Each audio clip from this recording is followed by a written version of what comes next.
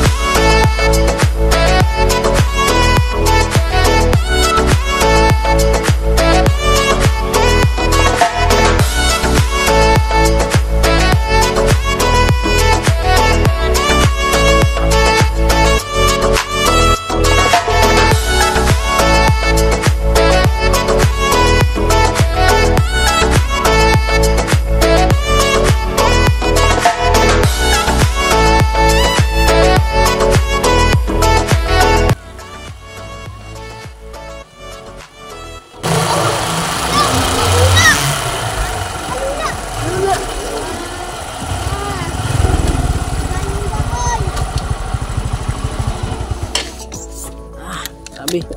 Sana yung sila mama. Sana yung motor niya mama. Uy, anong pababa pa to? Magbaba pa tayo. So dito na tayo sa Budik guys. Yan. Napakaganda ng bayan ng Quezon.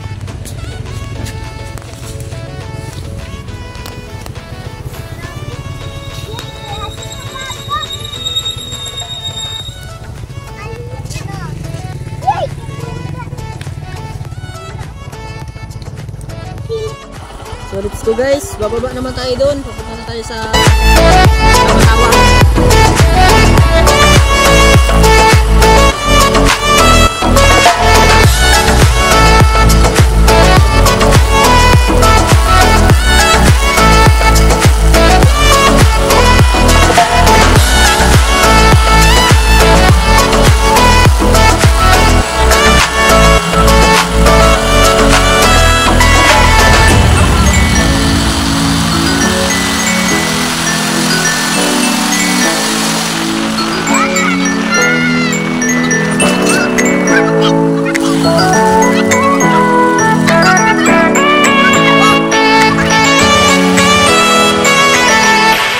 Register boss.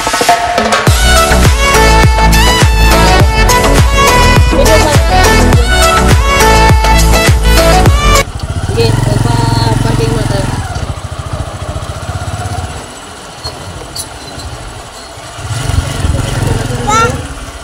Dito sila titurulan.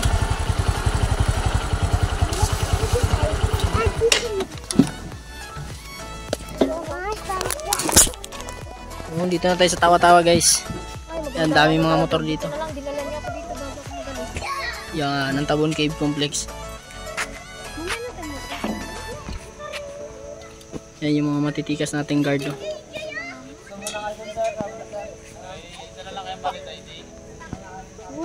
Meron pa. Siya lang.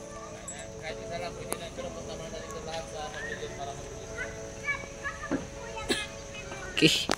Tara. Pa-register muna tayo para malaman kung sino mga pumapasok. So papasok muna tayo doon guys para magpa-register.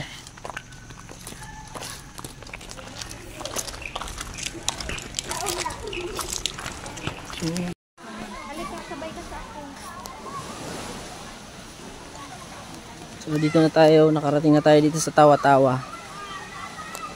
Pupunta tayo sa boardwalk nila guys.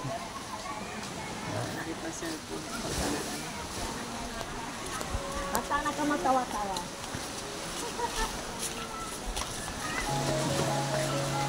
Tayo sa kanilang boardwalk.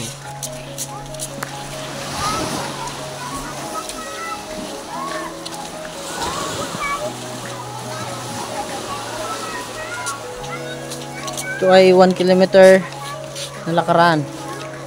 Punta doon sa boardwalk sa Tabon Cave.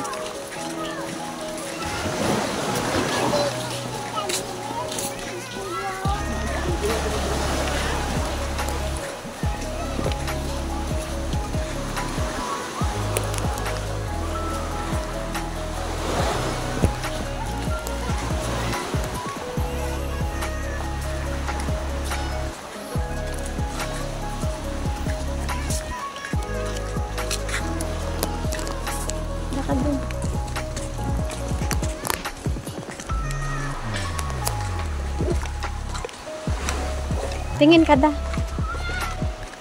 Yay! Ganda dito guys. Ayusin mo yung bag mo da. Ako na magdala nung karton.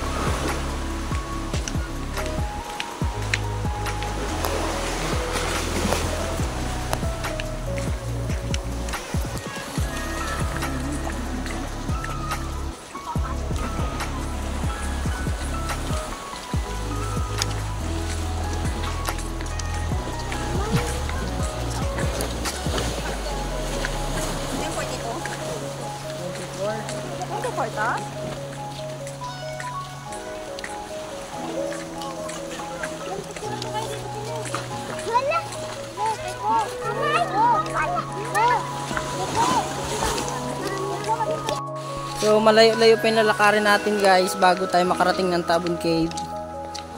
So pagdating rin doon guys, hindi rin naman tayo papasok. Dito lang tayo sa boardwalk. Lalakad-lakad lang tayo, masyal. Dati hibas yan, ginawa ko. Gadaan lang yung mga truck dito. Layo pa yung lalakarin natin. Yan ang kalawang.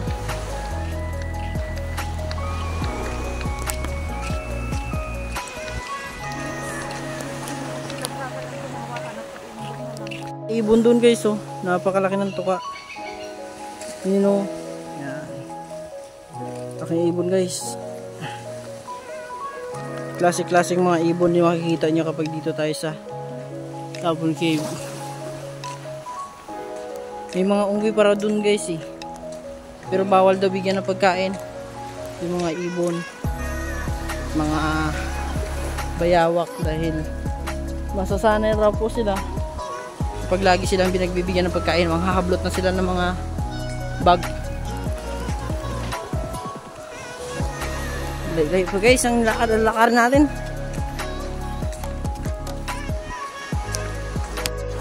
So guys, nandito na kami sa spot namin. Hindi na kami pupunta doon sa unahan dahil masyado nang malayo. So dito na lang po kami magbi-video and magpi-picture. Yan. So natatanaw po natin yung butas dyan ng Tabon Cave. Yan. Doon po yung sa loob yung pinapasok nilang mga cave. Yan. Napakaganda po yun dyan sa taas guys. Yan, napunta na po kami dyan. So tingnan po natin yung kapaligiran dito. Yan po yung mga kasama namin. Yan. Yan po sila.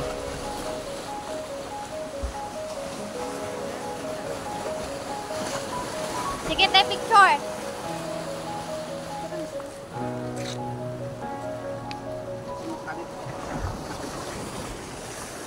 Yan, yung mga kasama namin. Nauna na sila. May bago pa yung tripod mo ah. Kararating lang. Siya, hindi ka napagod? Family picture. So guys, pabalik na po tayo sa ating doon sa Tabon Cave Complex. So tapos na po tayo ng picture. Doon tayo galing sa kabila. So hindi na tayo dumiretso doon sa mismong Tabon Cave. Dahil gahol tayo sa oras. So better luck next time doon tayo pupunta. Papasok tayo doon sa mga caves. So pupunta tayo doon sa kanilang museum. na kung saan ay maraming mga artifacts at mga klase-klaseng mga basta nandun na yun sa museum. So let's go. Pasok tayo sa ibang kwarto dahil dito yung ibang mga display nila. So kukulit ng mga bata na kasama namin, pati yung matatanda.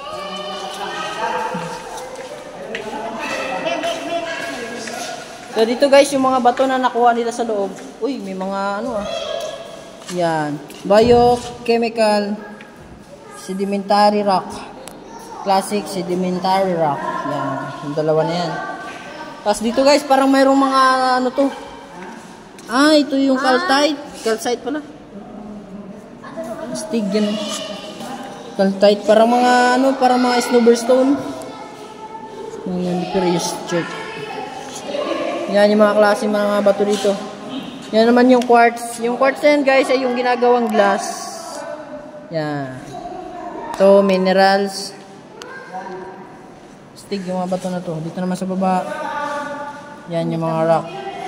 Klase-klaseng mga bato yung mga nandito sa sa Quezon. Kasama na po dito yung iba't ibang klaseng bato. Taglanip. Lipga. Kinlugan galing guys, Kinlugan Quezon. Ito naman Birong. From Birong. Yan, saan galing yan? Birong din. So ito yung mga kanilang display. Ginawa ng tao, yan. Siminto yan siya guys. At meron silang mga display dito na mga parang mga globo. Parang mga nakahang na bato, nakatagilid. So yan. Sticks. Mga bato. Ginaya nila yung design doon sa Tabon Cave mismo. So napakagaling ng mga artist na gumawa nito. Yan, tingnan natin Nakabilog siya. Matagal ko na ito nakikita sa Facebook pero yun lang kami nakapunta dito para mag-video. Okay. And then dito sa kabila guys, meron dito mga labuyo. Manok na pinatigas. Yan, 2 piraso. Anong ibon yan? Manok. Ayan pala, manok na. Labuya na, Pilipino na pala, scrub fowl. Manok. Ignorante. Yan. Ito naman yung mga ito iniikot-ikot yung mga pangalan. Yung mga display. Ito. Ito pa Ito Philippine Kakatu, guys. Yan, ito yung matalino na ibon. Nagsasalita talaga ito siya, guys. Opo. Di ikot-ikot yan Opo, di ikot-ikot yan. Yan. Kung mayroong kiyaw, may pikoy, ito siya, guys. Philippine Kakatu. Yan, pangalan niya. Matalino ito siya, guys. Magaling magsalita. Oo nga, patay na yan. Pinatigas lang nila. So, next tayo sa ibang mga design dito. Sa ibang rooms to naman po tayo. So nagme-mirror shot yung mga others. Hey, what's up guys? Kaway-kaway naman kayo sa camera Wala, dead ma. Yes, ka muna dyan. So lilipat naman tayo sa ibang rooms. Last na ito ma? 2 pa. Meron pa ata dun. Magkano ito? Tayo sa kabilang room guys. Wow. Apakaangas.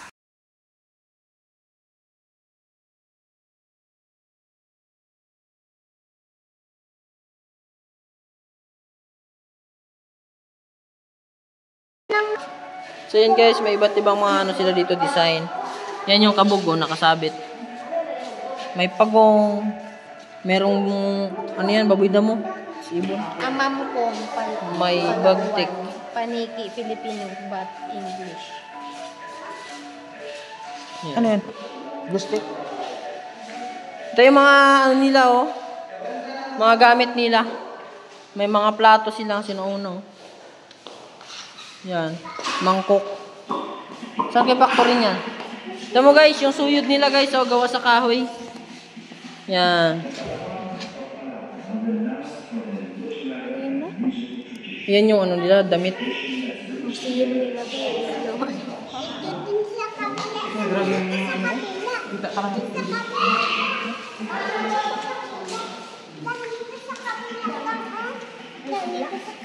So ito yung kanilang mga palaso at mga pana. Yan, panghuli nila. Yan yung mga kanilang itak. Palakol nila guys. So ang hawakan ay ano? Bato yung kanilang talim. Paano yan hinanap? Yan yung mga sandok nila. So meron silang ano dito, palabas. Meron silang lecture. Dito naman sa kabila yung kanilang music organ. Yun yung kanilang parang gitara na malaki oh. Ito. Yan yung mga music organ nila. May agong. Alam ko kilala to ng iba. Yung agong. Tapos yan yung may kawayan na para may nylon. So napaka-astig guys. So ikot tayo dun sa iba nilang kwarto. Tara Ron. So let's go. So dito na tayo sa ibang kwarto. Ito yung last na kwarto guys. Ito naman to. Like stone tools with made of chert. Ito yung mga parang talim na mga ano, bato. Ginawa nila. Ito yung mga nabasag na banga. Sa Liang Cave galing.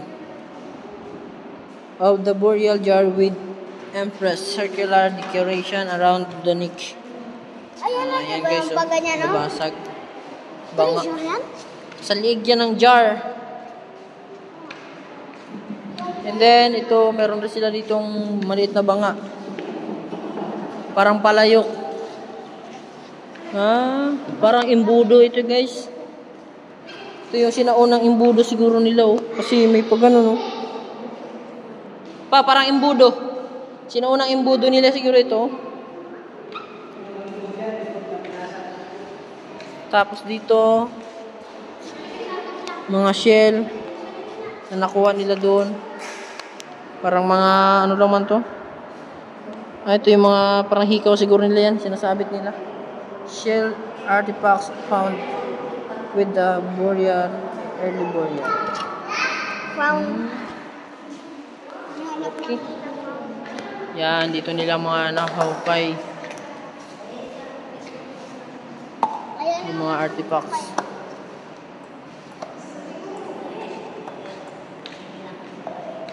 So, hanggang dito na guys ang ating video guys. So, kung nag-enjoy kayo sa ating video, please follow, like, and share ang ating page para updated kayo sa mga susunod natin mga upload ng mga video. So, hanggang dito lang guys. Thanks for watching. Bye-bye and God bless.